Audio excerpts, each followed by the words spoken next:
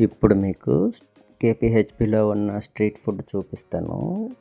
ఇది జేఎన్టీయూ నుంచి hitech city railway station వెళ్ళే దారిలో ఉంటుంది. అక్కడ ఒక ఫ్లైఓవర్ బ్రిడ్జ్ క్రిందన ఉంటుంది. ఇది మొత్తం ఒక పండగలాగా తీర్థంలాగా ఉంటుంది. మొత్తం టిఫిన్స్, దోశలు, నాన్ వెజ్ ఐటమ్స్ మొత్తం. ఇంకా సాటర్డే సండే అయితే చాలామంది జనాలు వస్తారు. ఎక్కువగా యూత్ వస్తూ ఉంటారు. అలాగే ఒక మిడిల్ క్లాస్ రేట్లోనే ఉంటుంది.